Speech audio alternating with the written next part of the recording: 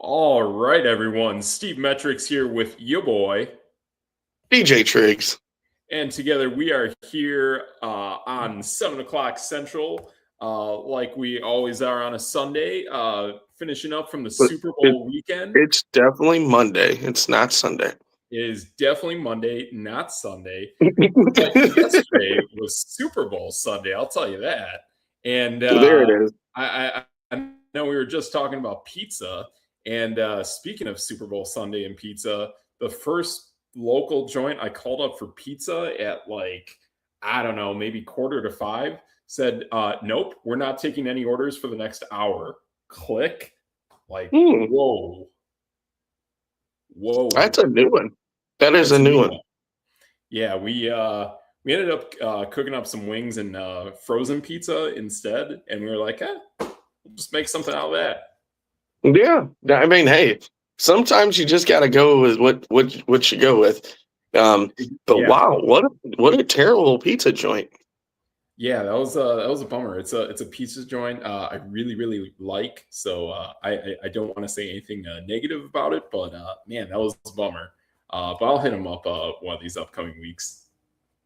Sadness. I mean, I don't know. I just had a gluten-free. I know, gluten-free. Try to eat a little healthier. Pepperoni, and it was delicious. Nice. I gave up eating glue in elementary school. Oh, it was solid. I mean, was it 5th grade or 4th? Probably 4th. Probably both. Yeah. So I am officially gluten-free as well. So that's good. That's good. It's a good way to start the day. It is. But, now you do know they make glue out of horses, right? Oh, and I'm gonna try and make a transition out of horses. Okay. The Patriots made glue out of the Broncos or something, They did. and then the Hawks ate them. I have no idea. It got really nasty really quickly. Yeah, and so did pretty much all my sports bets yesterday.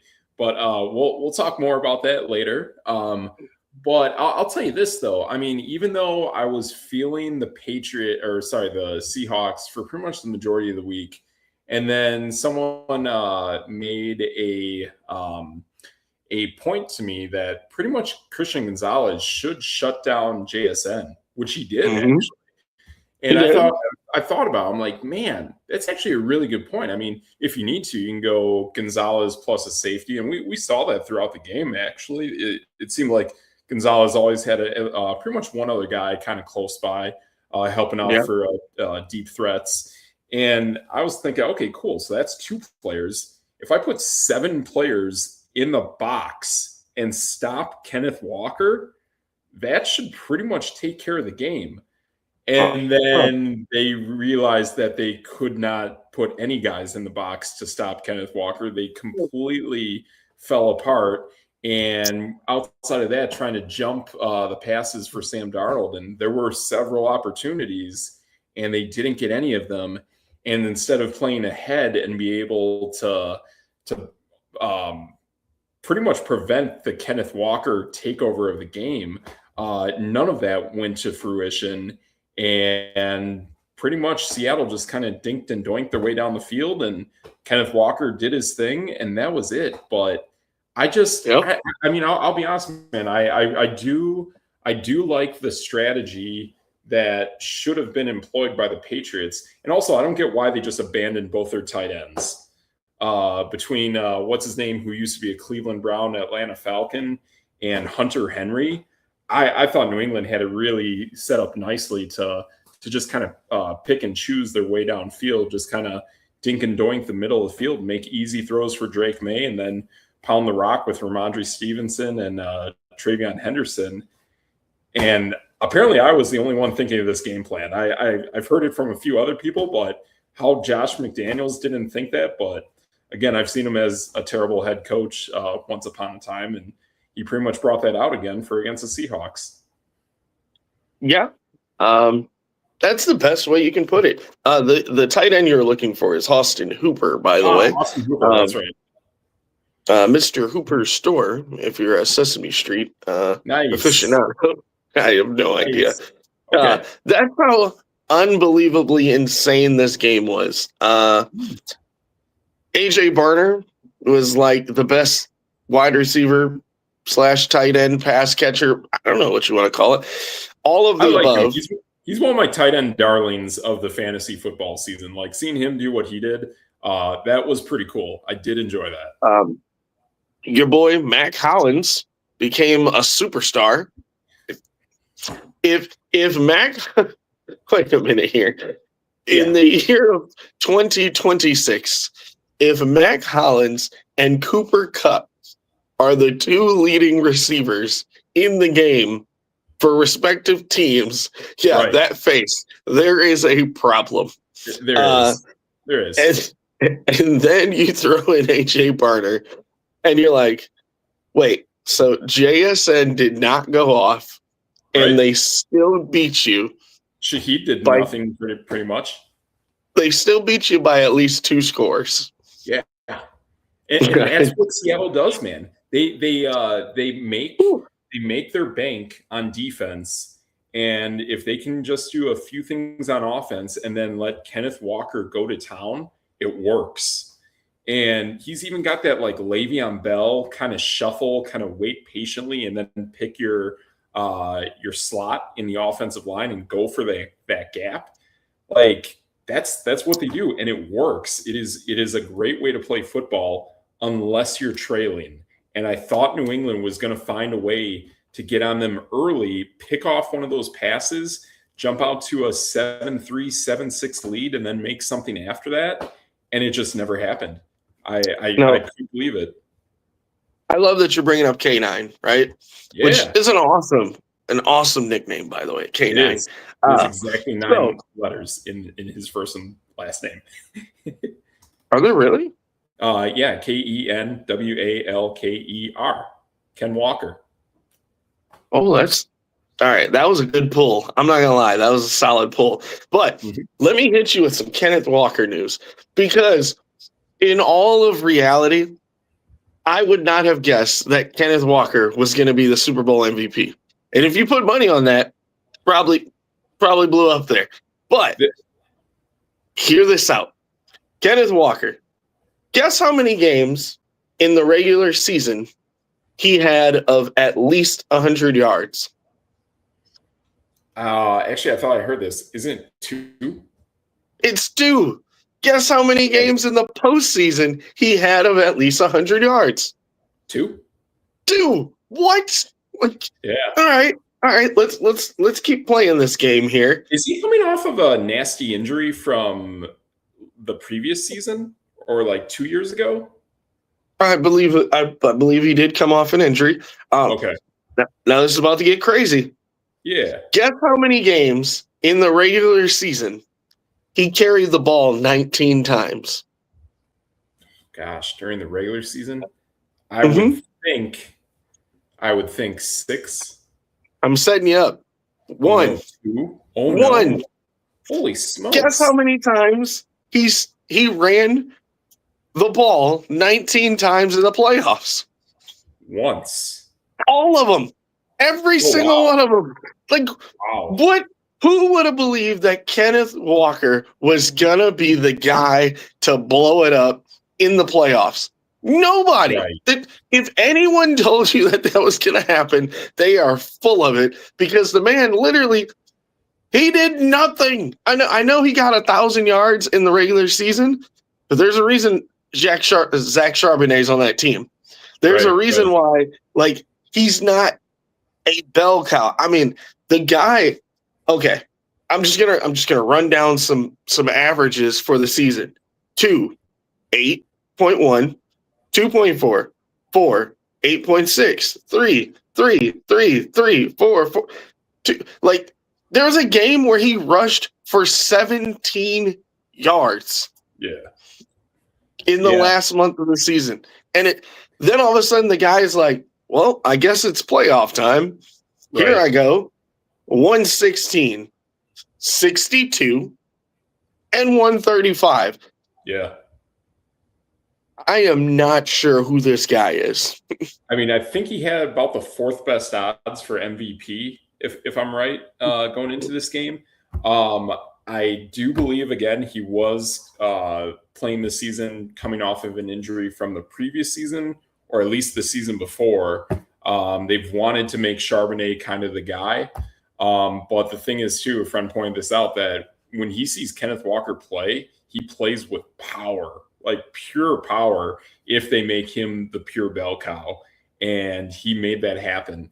I respect, like, to be honest, I actually did think that he probably would get MVP this game. But again, when I pivoted to the Patriot plan, that was where I was saying, you know what? I'm putting $10 on Gonzalez, and then I'll put $1 on every other Patriot defensive player that I can legally bet and play that game. But if it was anything with a Seattle victory, I firmly believe that it was going to be Kenneth Walker. No, I mean, I'm going to believe you. I mean, I'll take your word. But this guy has literally been the epitome of average. Like, right. He gets you. Like last year, you were saying he was averaging 3.7 yards a carry. Yep. He missed, a handful of games. That's the year before that, 900. Yeah. 4 yards a carry. Right. His rookie season, 1050, 4 yards a carry. Like, he's just, and I mean, his touchdowns went down. Like, he's just a dude. Yeah. But he doesn't fumble the football, and he does the job. Yeah, he gets it done. He's very solid, very I mean, to be honest, I mean, he's very diligent about making his way downfield.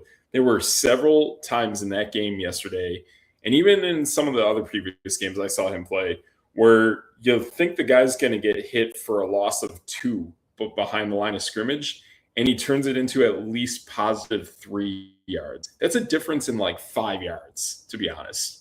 And he plays with power. When he noticed how stout that front line of New England was, he pretty much tried to run outside constantly, and it worked. His runs to the sideline created massive gains for that offense, and it worked. But there's definitely a change in his work volume that happened once Zach Charbonnet got hurt. Before then, you're spot on that Charbonnet is the guy in the future of this team. But when they needed to go to Kenneth Walker, they said, we're going to you.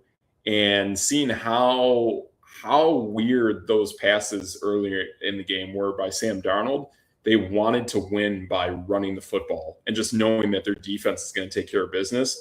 And if all it results in is 3 points, keep stacking 3 points. You got to stack something, because you do. Hey, I mean, New England was top 6 in the NFL in rush defense. Right. But again, as I talked about the entire year, they didn't play anyone. And now they played against actual, and I'm not even going to say he's great. He's decent. He's a decent running back. Right. Like, absolutely just demolished them.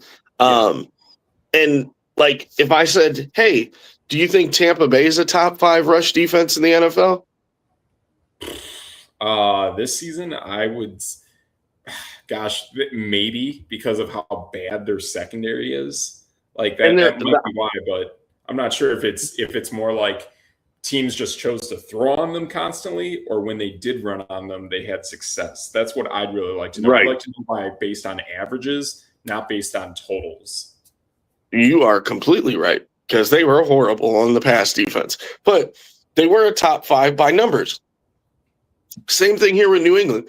They're number 6 because of numbers, and it's like the numbers get in the way sometimes. And just as I kind of was calling it last week, they ran into a team that was ready to go, had just as good a defense, and also could line it up on offense. And I mean, I don't want to beat the dead horse of how is this guy going to be an MVP candidate, but I mean, Drake May had one of Now, if you walk away from it, his overall stats looked great, right? 2 touchdowns, 295. He threw 2 interceptions. Great. Right. The guy had a QBR of 16. Yeah. Mm-hmm. Yeah. I mean, 2 games ago against Houston, QBR of 20. Right. Yeah, once he started to run into real defenses, it showed. And I'll be honest, I mean, between the last 2 games, I've pretty much thought Jared Stidham, Drake May, and Sam Darnold are all the same quarterback. They're all the same kind of so-so, going to have some good games, going to have some average, not so great games. They're all in that, to me, like they're developing, they're getting better. Now, I think things change next season. I think Darnold is going to take a step back, losing Kubiak, unless his brother Kubiak jumps into Seattle from San Francisco. But Drake May, this is his second year. This is a massive step forward in growth, I think, and especially to see a real defense like Seattle. That changes things. That's something that's going to stick with this guy for his life moving forward is how poorly he played in this game and what things he has to read and focus on in the future. And he keeps his coordinator. He keeps Josh McDaniels moving forward. Darnold is nice, but he's not a guy that, again, I feel if New England would have gotten ahead early, that would have put the responsibility of the offense on Darnold. And I don't think Darnold would have made a comeback. I just don't. I think he would have made other poor choices that would have resulted in other interceptions in this game. It's just that things were not working well for Drake May, and going 3 and out so many times, and how bad his left side of the offensive line was. And when he did eventually make a turnover, that's it, man. Like, that's it. It's all of those mistakes and always going 3 and out that's why he had a worse game than Darnold. See, but that's the thing. We kept waiting for Darnold to turn into a pumpkin, and he didn't. He never did. I mean, yeah, the San Francisco game, not the biggest numbers, but they beat him by 35. Yeah. He went toe-to-toe with the MVP. He threw 346 and 3 touchdowns. Yeah, he did. And then the New England game, yeah, his completion percentage was 50%, but he did not turn the ball over. Yeah. While the other guy, who's an MVP candidate, threw a pick 6. Yeah. And I'll be honest. I mean, I like Drake May. Like, he was a good fantasy quarterback for me this season. I really never thought of him as an MVP.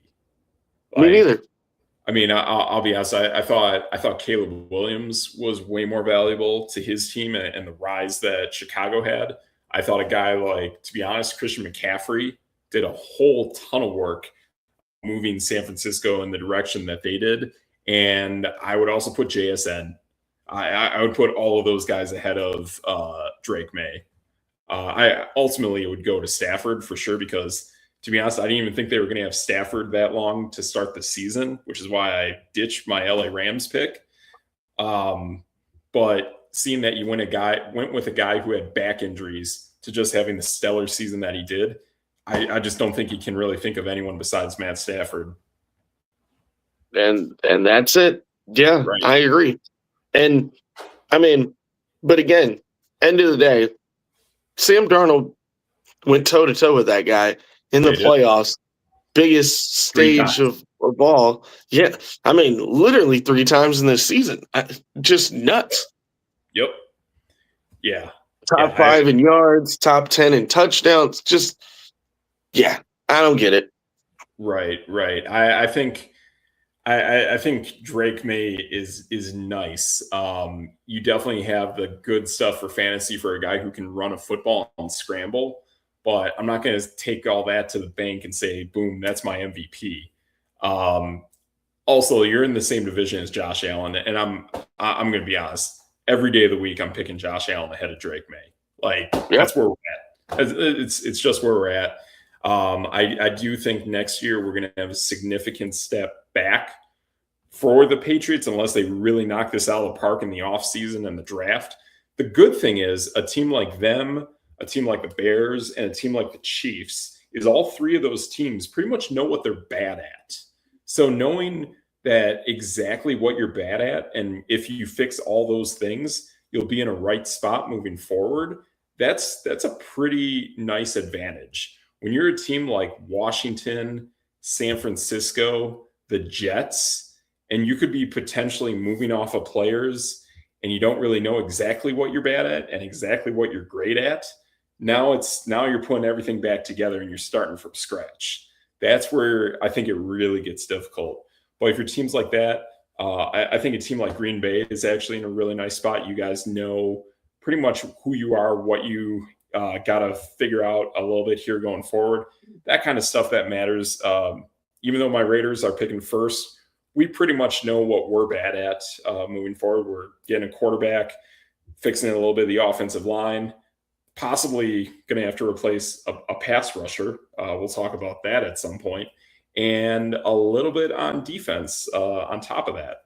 But you know what you're bad. If you know what you're bad at, you can fix it. If you don't know what you're bad at, then it's rough. Then you're like the Miami Dolphins, and I don't know.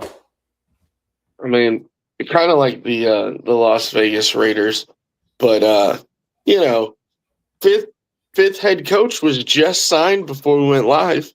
Absolutely. Yeah, I saw that. I've been hearing some interesting stuff today, too, that Clint is going to take certain Seattle coaches, certain Seattle players. A name that I'm hearing that's going to probably join us in Vegas is Rashid Shaheed. And I would also say, too, depending how this money plays out, Seattle's got a ton of money. They can spend money however they want. If he's not content with the money, I would expect Kenneth Walker is also going to go to Vegas. No, Kenneth Walker has said he would like to stay. Okay. All right, that's cool. Yeah, he said in an interview they're projected for him to make about $8 or $9 million. Oh, okay. Yeah, if he's good with that, that's cool.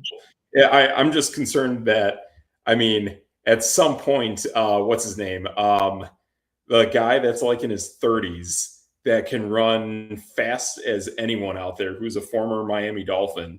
He's about the only guy I got behind Ashton Genty. I mean, I do have, what's his name, running back, Zamir White from Georgia. He's okay. I thought he was great, and he's definitely average.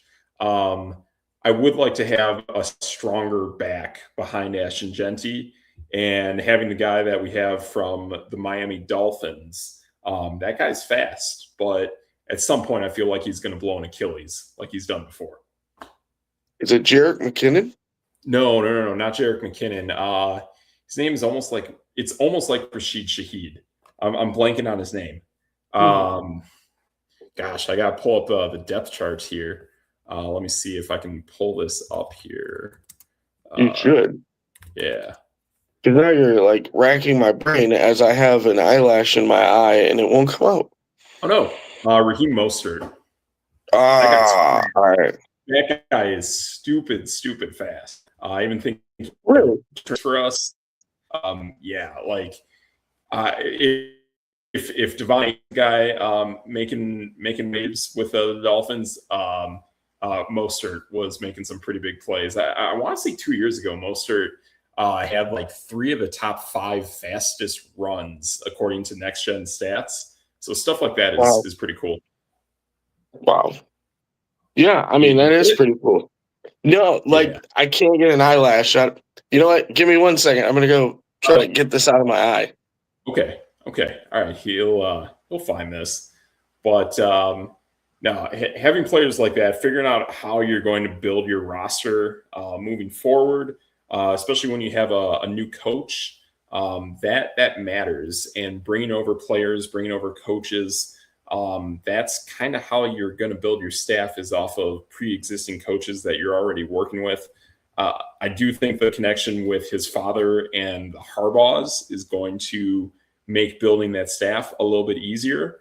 So that matters. We did see an interesting coach sign on to a team in a role that doesn't even exist, doesn't even have a coaching coordinator role.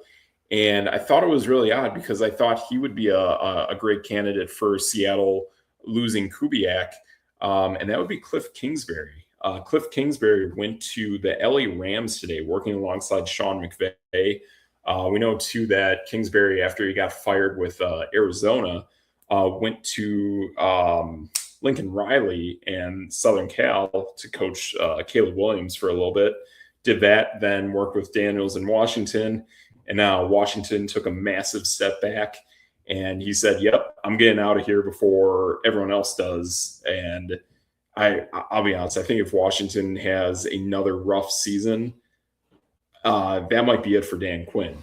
So I like kind of what they're doing in Washington, but that's a team too that has an aging roster that they're going to have to unload a lot of people really quick.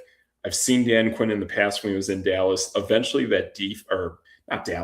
Atlanta, when he was the head coach there, that defense got worse each year that he was coaching that team. And then when he left, went to Dallas, got to just be a defensive coordinator. He did great. And I think that's what Dan Quinn is. I think he's a great defensive coordinator, not a great head coach. So I think Kingsbury definitely did the right thing. I kind of thought he was going to do it early in the season when I saw him there. And then he ditched, and now he's with the Rams in a unnamed job position. Unnamed job position is like the greatest position ever. It is. So I thought that's kind of cool. It's interesting. I did see a mock draft today. I'm just watching it go along the scroll, seeing what names pop up. There were two teams that actually intrigued me. One of which actually was the LA Rams, and they would be the second team in the first round to take a quarterback. Really? Yeah. So they would possibly, in this mock, take the quarterback from Alabama. And I don't know too much about the Rams situation, but I know there is genuine concern who the quarterback is behind Matt Stafford. If Stafford goes down, who else is quarterbacking this team? I mean, I've heard good things about Stetson Bennett. I've seen the guy play. I know he had some off-the-field issues. Jimmy Garoppolo is there as well. I don't think he's good at all. Yeah, so this is a team that wants to figure it out at quarterback behind Matthew Stafford. I think they truly will have it with Stetson Bennett, but I thought that was an interesting name. The other team that sticks out to me that I saw what they would possibly kick around in a mock draft, they're picking, I think, 5th, and it's a team that I think going into next season is just totally loaded. And right now, I think I actually would pick them to win the division. That's the New York Giants, picking this wide receiver out of Southern Cal. You got him, Malik Neighbors, Theo Johnston, what's his name, Cam Scadaboo, like Jackson Dart. Like that Giants offense could be loaded, just loaded next season. I forgot who's calling plays for the Giants, but I don't know if that. I know that wide receiver from Southern Cal. That guy is special. He's a very special talent. Curious to see what team he ends up with. But those were the things that I noticed along the scroll, and kind of made me wonder. All right, would LA probably go quarterback, especially bringing in a guy like Cliff Kingsbury, who himself was a former quarterback? So I'm just trying to find some rankings. Sure. So Mendoza's the first quarterback that comes up. They have him rated 6th on the big board. Okay. And I'm not even seeing another quarterback. Yeah, I think it was the Alabama one. And I want to say I saw that guy play against, what was it? Yeah, actually it would have been Indiana. And I don't know. I didn't think he was that great. I still think Jalen Milroe was probably the last good quarterback to come out of Alabama. But again, he is backing up your Super Bowl champion, Sam Darnold.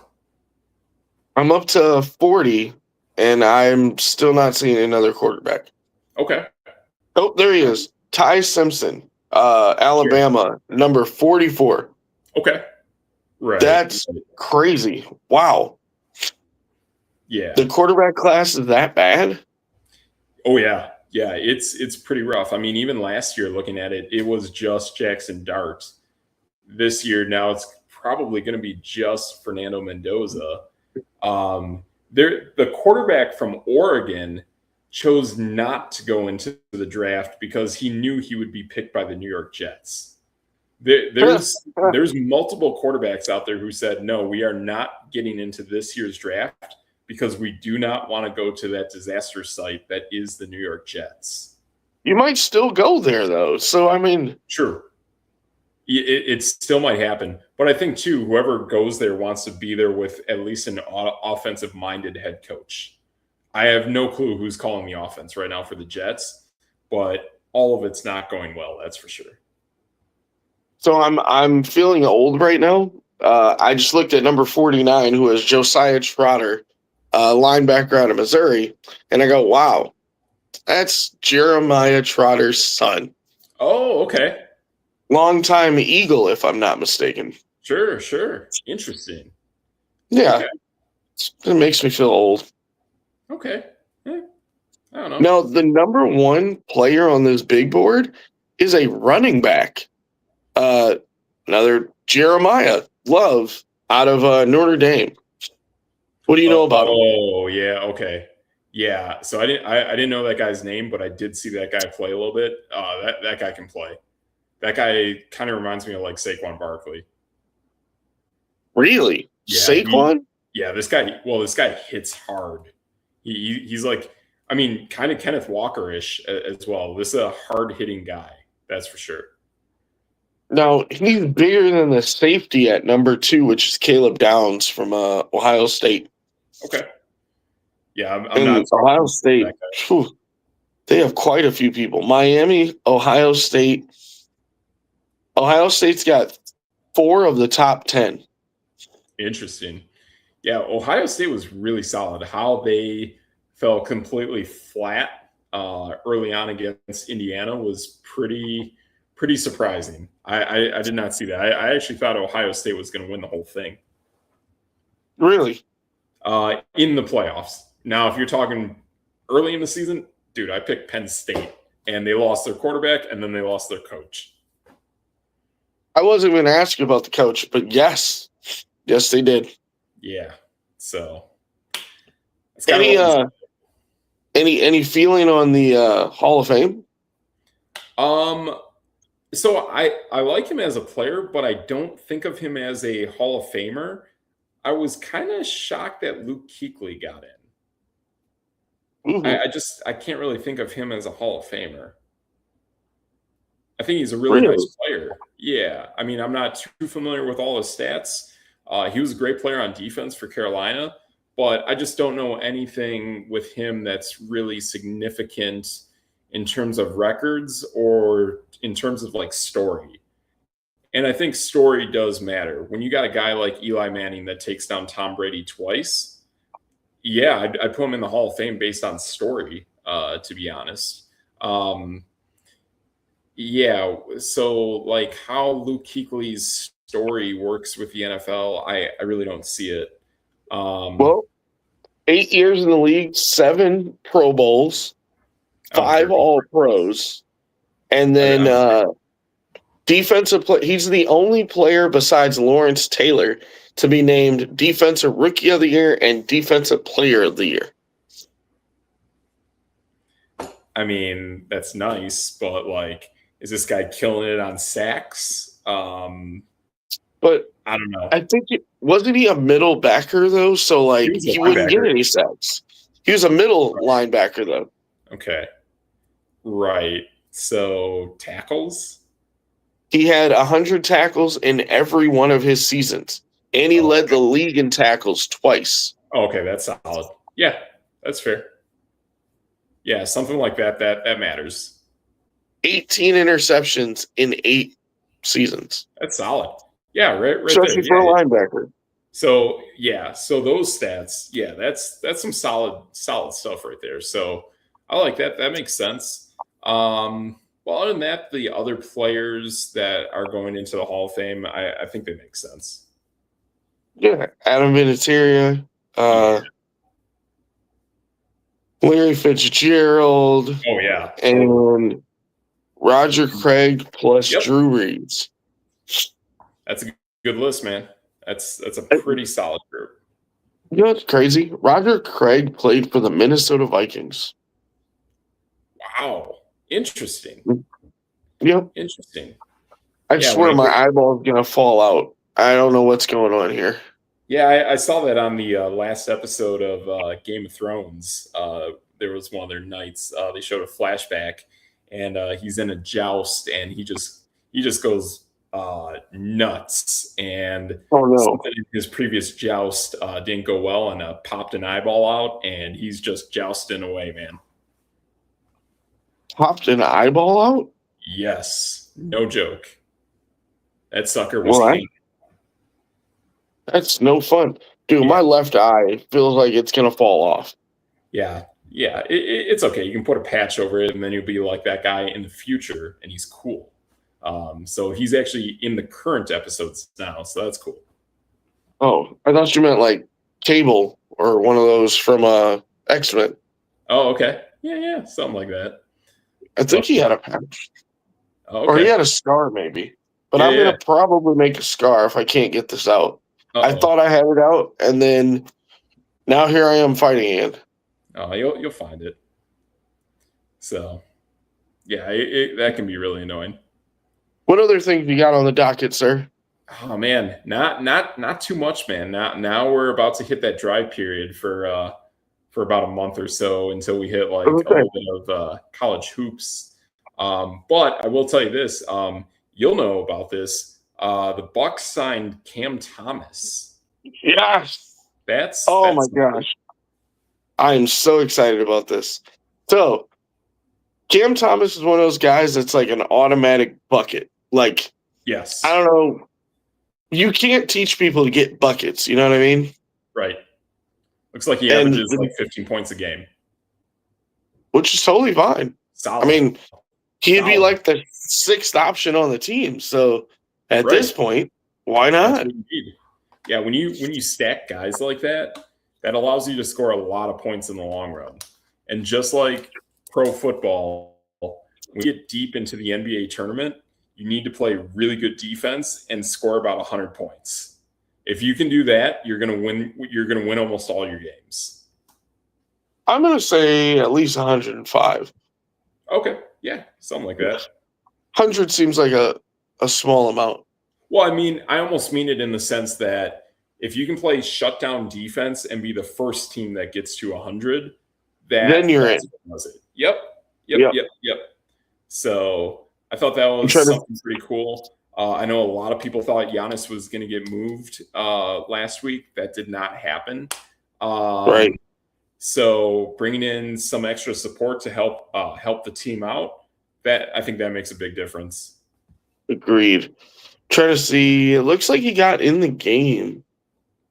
Okay. For 5 minutes. Okay. So is Milwaukee playing Orlando right now, or they are? Okay. Yep. Nice. Even though I can't see half of my screen, it's fine. That's okay. It's like in there, man. It's deep too. Yeah, I got you, man. I got you. So, but yeah, that's about everything I got. Yeah, I'd say I'm just about good. Help you out. Figure out what you got going on with your eyeball. Left eye too, man. Left eye, man. I'm like TLC, left eye. Oh, nice. There you go. Yeah. So hey, I'm okay with that for a show for tonight. We'll see what we can do next week. We only had the Super Bowl. What else do we have? That's all we got, man. I mean, I'm glad she's doing all right, but Lindsey Vohn's leg just kind of like exploded. Oh no! Yeah. Oh no! So that's kind of a bummer. I try not to talk about injuries. Yeah. Well, I mean, we all saw what was it now? Again, Quinshon Judkins, and then the guy before him who was in Cleveland. That one was just awful 2 years ago. And I don't remember it. That's good. But yeah, other than that, Earmuffs. we got some hoops going on between the pros and the college games. So we'll be talking about that stuff in the coming weeks. So I think that's everything we got. Again, you guys can catch us Monday nights, 7 o'clock Central, YouTube, Twitter, Facebook, TikTok. We're there. I'm Steve Metrics. That's your boy.